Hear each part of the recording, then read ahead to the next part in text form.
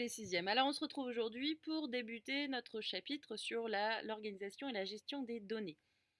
Vous aviez un petit QCM à répondre rapidement pour vous remettre un petit peu dans le bain de la lecture de tableaux et puis une activité à réaliser que l'on va corriger ensemble.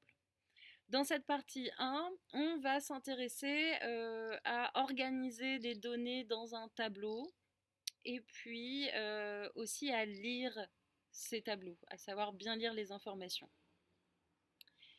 Euh, alors, gestion et organisation des données, c'est des informations, une accumulation d'informations hein, que l'on peut recueillir par sondage ou par expérimentation, etc.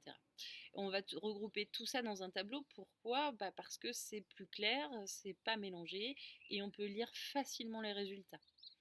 Il existe deux sortes de tableaux, les tableaux à simple entrée et les tableaux à double entrée. C'est ce que cette activité va mettre en avant. Alors c'est parti. Un sondage a été organisé dans une classe de 6e. On répond à deux questions. Quel âge as-tu et quel est ton sport favori ? Vous avez toutes les réponses qui sont listées. Donc ça prend énormément de place. Vous n'avez pas besoin de tout ça et il est possible de regrouper les informations par données. On vous demande, question 1A, de réaliser un tableau à 2 lignes avec un modèle et de le compléter en fonction du sport et du nombre d'élèves qui ont ce sport en favori. Donc là, vous avez un exemple de tableau à simple entrée et si vous avez bien relevé, vous arrivez à 24 élèves en tout. Donc 5 tennisseilles vous les donnez, 6, 4, 4 et 5 élèves qui préfèrent le basket. C'est une sorte de tableau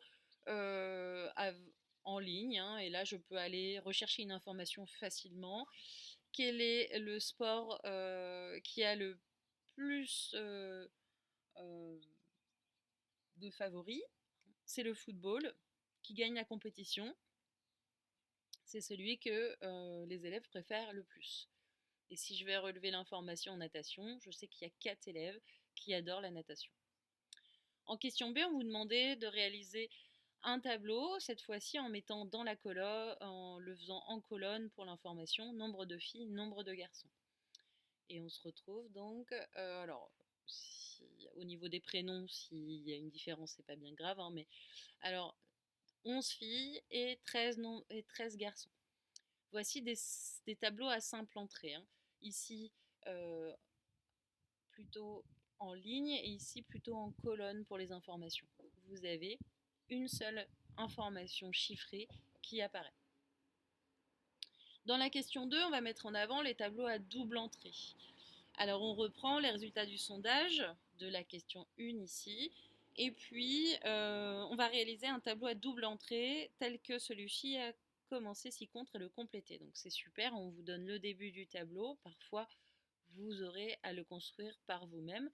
Mais donc on a le nombre de filles, nombre de garçons en fonction de chaque sport. Donc on a bien des informations complémentaires qui vont se croiser. Ici donc tennis, football, rugby. Je peux tout de suite savoir que les filles ne sont pas du tout friandes de rugby.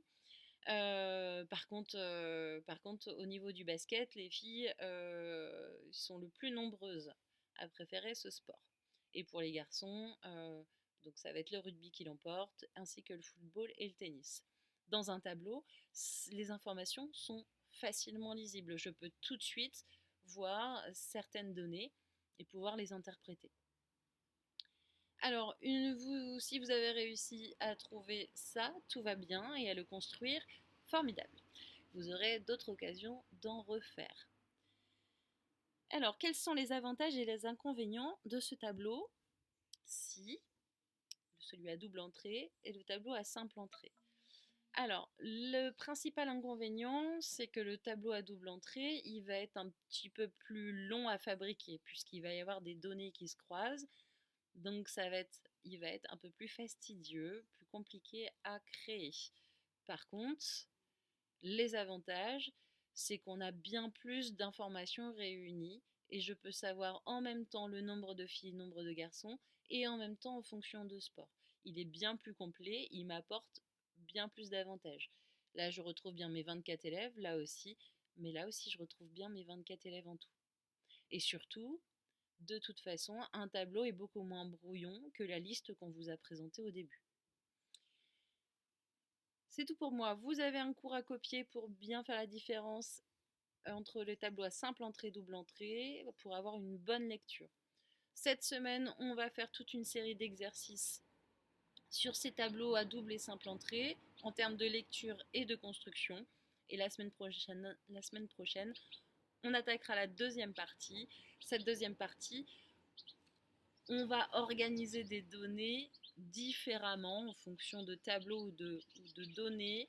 On va vous demander de créer des graphiques et de savoir les fabriquer aussi. Donc les diagrammes bâtons, les diagrammes circulaires, mais aussi des diagrammes plus cartésiens avec un repère orthonormé. Voilà, je vous dis bon courage pour cette semaine et on se retrouve la semaine prochaine. Salut les sixièmes!